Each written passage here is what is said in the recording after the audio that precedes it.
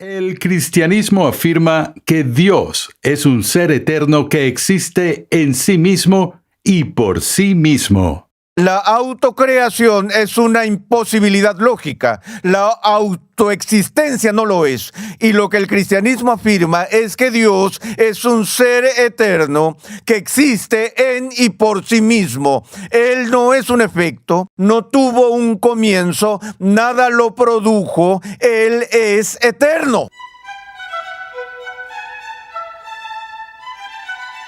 Una de las premisas no negociables de la epistemología es la ley de causalidad, pero muchos se han replegado a una crítica de la causalidad para mantener su negación de la creación divina. Bienvenido nuevamente a Renovando tu Mente mientras concluimos esta edificante serie de enseñanza titulada Creación o Caos, la ciencia moderna y la existencia de Dios. En esta serie el Dr. Sproul examina todos los aspectos del conflicto entre las teorías de la autocreación y la idea racional de un creador.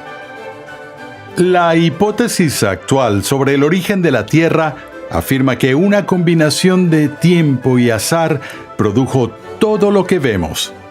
Los partidarios de esta hipótesis afirman que no tenemos que preocuparnos por la existencia de Dios porque, en su opinión, Dios es una falacia lógica. Pero ese argumento tiene un fallo intrínseco. Pasemos una vez más al salón de clases a escuchar al Dr. R.C. Sproul mientras nos ofrece una sólida defensa de la necesidad de la existencia de Dios.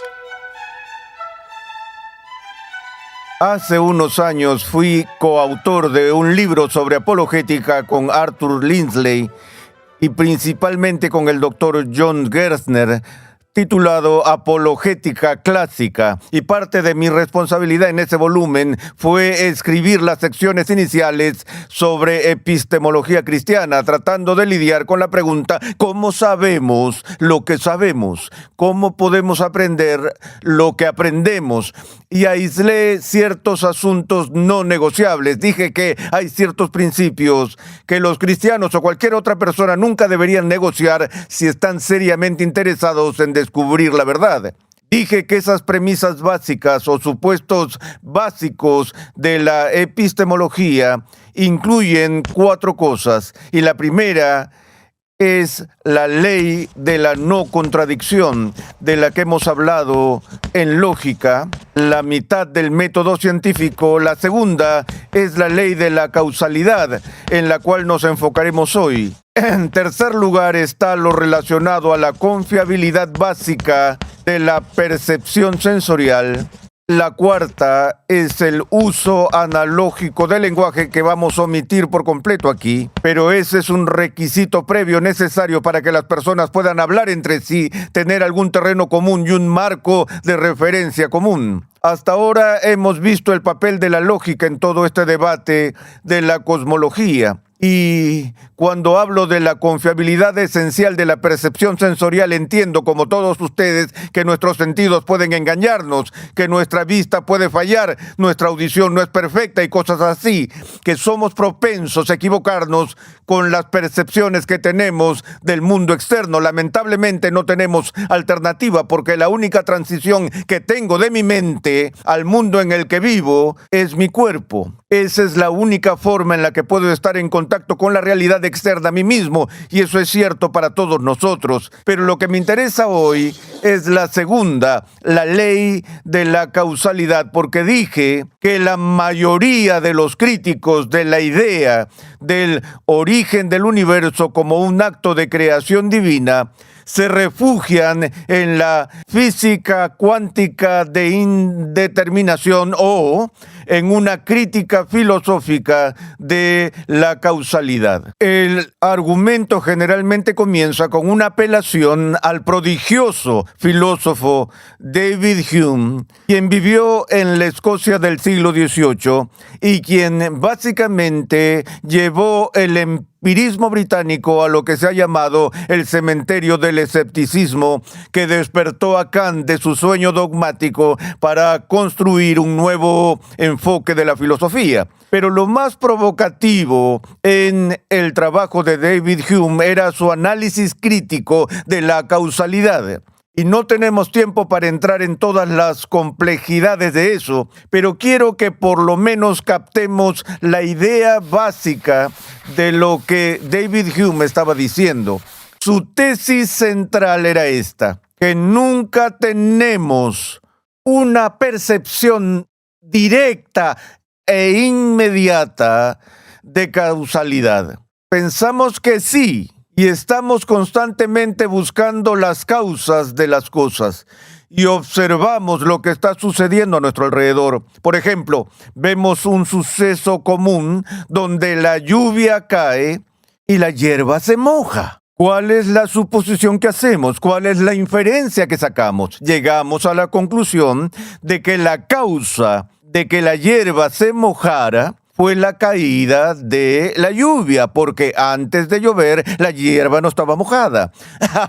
Y después de llover estaba mojada y la lluvia misma es húmeda. No hace falta ser un científico del espacio para llegar a la conclusión de que existe una relación causal aquí. Pero Hume dice, espera un momento, esa puede ser la forma que parece a simple vista, pero puede haber todo tipo de cosas invisibles que suceden y que no percibimos.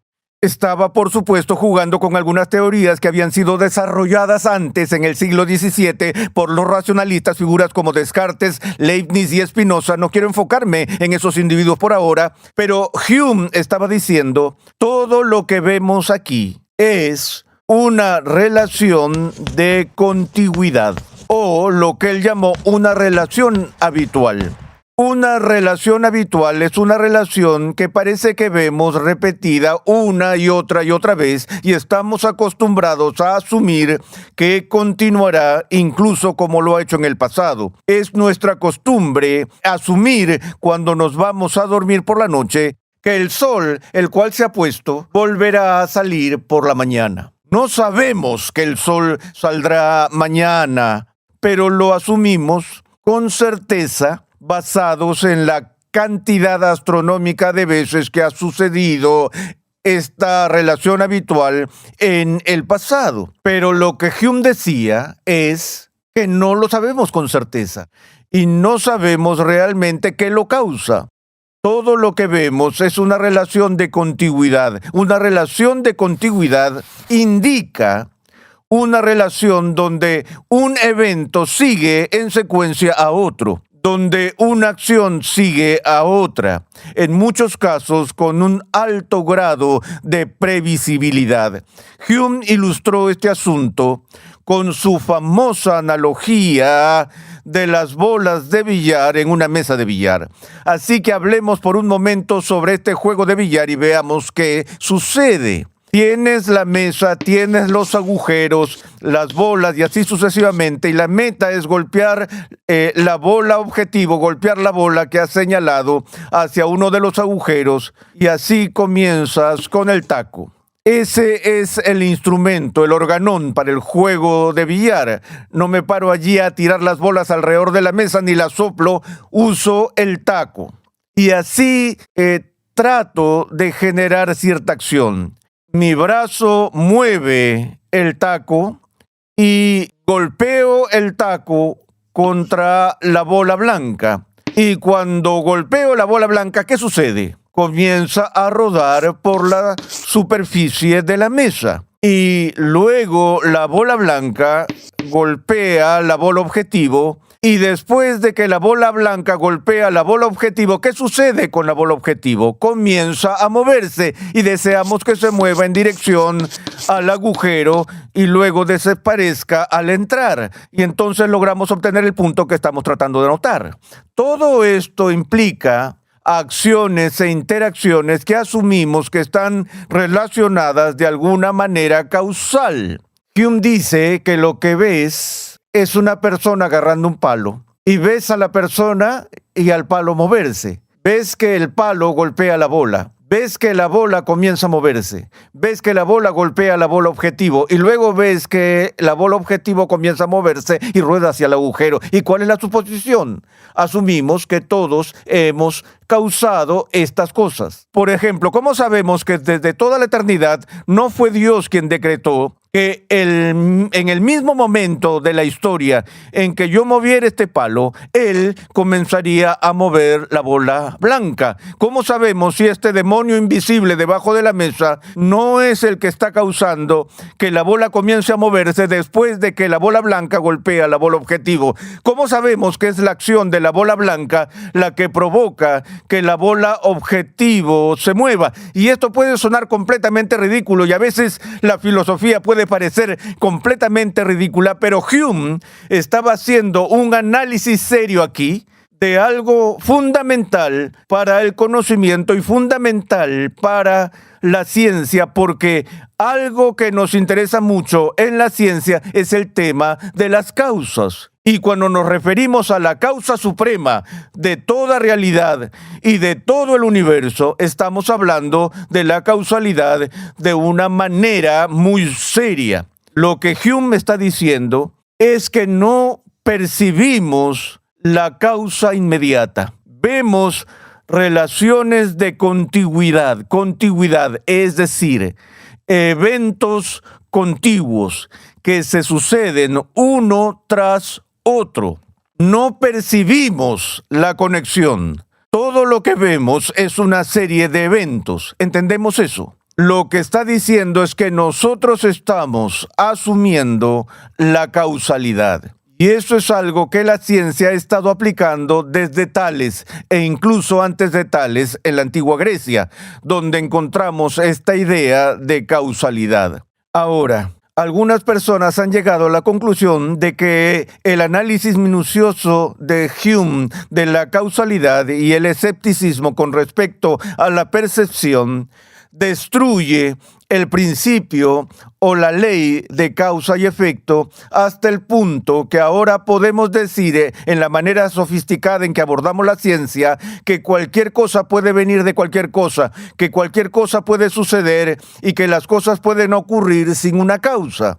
Que los objetos materiales pueden aparecer sin una causa, porque aquí David Hume lo ha demostrado en el campo de la filosofía y apelan a Hume para sustentar sus apelaciones a la nada o al azar y así sucesivamente. ¿Recuerdas lo que dijo Hume sobre el azar? Yo les leí donde Hume dijo que el azar es simplemente una palabra para cubrir el hecho de que ignoramos las causas reales. Eso debería ser una pista con respecto a Hume, que con frecuencia se pasa por alto. Hume no destruyó la causalidad. Hume no destruyó la ley de causa y efecto. Hume no negó que hay causas para las cosas. Todo lo que estaba diciendo fue que no sabemos cuál es la causa particular en un momento particular. Ese es un tipo de escepticismo. Otra cosa muy distinta es ir al siguiente nivel, que es un salto cuántico para afirmar que puede haber efectos sin causas. Mencioné hace unos momentos la publicación de mi libro Apologética Clásica, que fue reseñado en una revista académica, y un filósofo me escribió para elogiarme por el libro, pero mencionó que tenía una crítica al respecto. Me envió una copia de su reseña y la reseña que se publicó hizo tan solo una sola crítica de la obra. Hizo esta declaración. Él dijo, el problema con Sproul, ese soy yo, él dijo, el problema con Sproul es que Sproul no da lugar a un efecto sin causa. Lo leí y pensé en el universo viniendo a existencia por una explosión, los 5 tipos de nada y cosas así. Le escribí una bonita carta, agradecí sus elogios y le dije, pero tengo que confesar, hice un mea culpa. Sproul realmente no concede un efecto sin causa. Tienes toda la razón en eso. Le dije, pero usted mencionó eso como una especie de crítica. Y yo pensé que era una virtud no permitir un efecto sin causa. Y ciertamente me arrepentiré de este vicio si usted se toma el tiempo para darme un ejemplo en todo lo que existe, en toda la historia, de un efecto sin causa. Nunca recibí una respuesta y sospecho que nunca la recibiré, porque es otro caso en el que tenemos a un filósofo muy bien informado, erudito y brillante que se fue a dormir. Porque sabe que no puede haber un efecto sin causa. ¿Por qué no puede haber un efecto sin causa? Porque la palabra efecto, por definición, es aquello que se produce por una causa antecedente. De modo que la ley de causalidad, por cada efecto debe haber una causa, o por cada causa debe haber un efecto correspondiente. Esa definición es la que llamamos analíticamente verdadera. Realmente no hay nada más en el predicado que no esté ya contenido en el sujeto. Es como decir todos los triángulos tienen 3 lados, o decir los solteros son hombres no casados. No hay nada nuevo añadido. Todo lo que es la ley de la causalidad es un principio formal, es solo una aplicación de la ley de la no contradicción. Porque si un efecto es un efecto, significa que tiene una causa. Y si algo realmente es una causa, significa que ha producido un efecto. Si no ha producido un efecto, no se puede llamar correctamente una causa. Y si algo no tiene causa, no se puede llamar correctamente un efecto. Está claro, es así de sencillo. Pero no es tan simple debido a la confusión del lenguaje utilizado al respecto por algunos de los pensadores más distinguidos de todos los tiempos. Por ejemplo, estoy pensando en un hombre que fue un verdadero titán en el ámbito de las matemáticas y la filosofía en la Inglaterra del siglo XX, Bertrand Russell. Russell escribió un libro pequeño titulado ¿Por qué no soy cristiano? Un libro interesante y fascinante. Plantea algunas objeciones significativas contra la fe cristiana, pero al principio del libro cuenta una experiencia que tuvo cuando era joven. Dijo que creció asumiendo la existencia de Dios, mirando a la naturaleza y llegando a la conclusión de que no podía no haber una causa eterna para todo esto. Vamos bien hasta ahora. Cuando tenía 18 años, leyó un ensayo de John Stuart Mill, en el que Mill desafiaba el argumento cosmológico de la existencia de Dios, es decir, la idea de que Dios es la causa primera de todo lo que existe. Y el desafío que John Stuart Mill expresó en este ensayo fue: si todo debe tener una causa, entonces Dios mismo debe tener una causa. Y lo que sea que causó a Dios debe tener una causa. Y te pierdes profundamente en una regresión infinita, que es el problema de la autocreación o del ser infinito. Si todo tiene que tener una causa, entonces Dios debe tener una causa. Y luego Russell hace este comentario. Él dijo, si todo debe tener una causa, entonces Dios debe tener una causa. Y si puede existir algo sin una causa, pudiera bien ser el mundo lo mismo que Dios. Ahora, ¿qué pienso de esta razón aquí? ¿Qué pienso de este tipo de lógica que Russell está usando? ¿Recuerdas que hablamos de que los argumentos no son verdaderos o falsos, sino que los argumentos son válidos o inválidos? ¿Es el argumento de Russell un argumento válido? Sí, te lo dije de antemano, la respuesta era sí. Yo solo estaba esperando la pregunta y lo recordaste. Muy bien. Es un argumento válido porque si es cierto que todo debe tener una causa, entonces obviamente Dios tendría que tener una causa, ¿verdad? Y continúa diciendo, si puede haber algo sin causa, pudiera bien ser el mundo lo mismo que Dios. La segunda premisa es un poco cuestionable. La primera parte del argumento la acepto. Si todo debe tener una causa, entonces Dios debe tener una causa. Ahora, el problema es que la ley de causalidad no dice que todo debe tener una causa. No hay ninguna ley que diga que todo debe tener una causa. La ley es que cada efecto debe tener una causa. Porque para que algo sea un efecto, para que llegue a existir, o por decirlo de otra manera, todo ser contingente debe tener una causa. Ese es el significado de contingencia. Eso no significa que todo lo que existe sea contingente o sea un efecto. La autocreación es una imposibilidad lógica. La autoexistencia no lo es. Y lo que el cristianismo afirma es que Dios es un ser eterno que existe en y por sí mismo. Él no es un efecto, no es contingente, Él no ha sido creado, no tuvo un comienzo, nada lo produjo, Él es eterno. Ahora bien, ¿qué ley de la lógica viola ese concepto? Ninguna. No hay nada inherentemente irracional en la idea de un ser eterno sin causa. De hecho, como creo que Tomás de Aquino demostró correctamente, no solo es posible que exista tal ser, sino que la lógica demanda que exista tal ser si es que existe algo en absoluto. Algo debe tener el poder de ser independiente de algún antecedente o agente causal, o nada podrá existir. Esto me lleva a la segunda parte. Lo que sucedió es que John Stuart Mill cambió la definición de la ley de causalidad y dijo, si todo tiene que tener una causa, entonces Dios debe tener una causa. Es como al niño al que le preguntas, ¿quién creó a Dios? O ¿quién hizo a Dios? Y el niño dijo, Dios se hizo a sí mismo. No. Ni siquiera Dios puede crearse a sí mismo. Incluso Dios no podía ser y no ser al mismo tiempo, en el mismo sentido. Si en algún momento no existió nada, no puedes tener la generación espontánea de un universo, ni puedes tener la generación espontánea de un Dios. Incluso el tiempo no tiene el poder milagroso de producir a un Dios de la nada.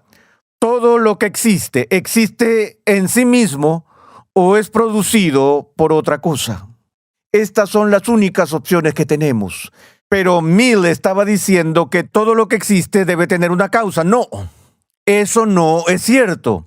Y desafortunadamente, cuando Bertrand Russell era un joven influenciable de 18 años, fue persuadido por un argumento erróneo de un filósofo excelente, John Stuart Mill, y él mantuvo esta posición toda su vida. La segunda parte de su declaración es: si puede existir algo sin causa, bien puede ser el mundo lo mismo que Dios. Bueno, dije que no hablaría de la otra alternativa para explicar la creación, es decir, un mundo eterno.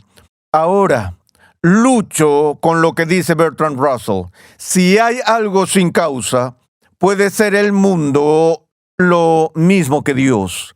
¿Es eso cierto? Permítanme decirlo de esta manera. Si tiene que haber algo que no tiene causa, y estamos de acuerdo con Bertrand Russell, debe haber algo que no tiene causa, bien puede ser Sproul lo mismo que Dios. ¿Qué hay de malo en eso? Sproul tiene un comienzo. Sproul es finito. Sproul viene de alguien. Sproul es dependiente. Sproul es contingente. Sproul sufre mutaciones. Sproul carece del poder de un ente necesario. Así como toda cosa física carece del poder de un ser necesario. Y por tanto, no es cierto que da lo mismo que el mundo sea como Dios. Lo que necesitamos es un ser eterno, autoexistente e independiente, quien por él mismo o en sí mismo no sea un efecto. Nada menos, queridos amigos, puede salvar los fenómenos del universo en el que vivimos.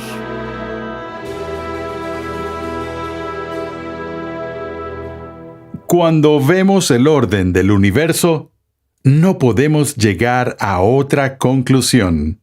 Gracias por sintonizar Renovando tu Mente mientras concluimos la serie del Dr. R.C. Sproul titulada Creación o Caos, la ciencia moderna y la existencia de Dios. La relación entre la ciencia y la fe es polémica, incluso entre los cristianos. Esta serie ha abordado el aspecto más fundamental de la controversia. Al mostrar el absurdo lógico de la teoría del caos del universo y la racionalidad suprema de la creación, el Dr. Sproul nos ha ayudado a defender nuestra fe en Cristo con confianza y credibilidad. Visita nuestra página web renovandotumente.org, donde podrás solicitar gratuitamente una guía de estudio para tu edificación personal o para usarla en grupos pequeños. La insignia de la Biblioteca Ligonier se ha convertido en una marca de confianza alrededor del mundo y en muchos idiomas. Todos nuestros libros se centran en las grandes verdades que han sido confiadas a la Iglesia por los precursores de la Reforma. Verdades bellamente articuladas en las confesiones, catecismos y credos históricos. Los autores cuyos nombres aparecen en las portadas de nuestros libros son destacados pastores y estudiosos reformados, hombres expertos en el manejo correcto de la palabra de Dios. Para más información sobre nuestros libros, visita la página web bibliotecaligonier.com hoy mismo. Renovando tu mente es una producción de los Ministerios Ligonier, la confraternidad de enseñanza fundada por el Dr. R.C. Sproul. Nuestra misión, pasión y propósito es ayudar a las personas a crecer en su conocimiento de Dios y su santidad. Dios llama a su pueblo a ser transformado por la renovación de su mente. Es por esta razón que transmitimos una enseñanza que expone las glorias de Dios reveladas en la Biblia, en el contexto de la cultura, la filosofía, la apologética, la ética y la historia de la Iglesia. Para contactarnos, por favor, envíanos un correo electrónico a programa@renovandotumente.org con tus preguntas, testimonios y comentarios. Te invitamos a escuchar nuestro siguiente episodio y a unirte a nuestra gran comunidad virtual en las redes sociales.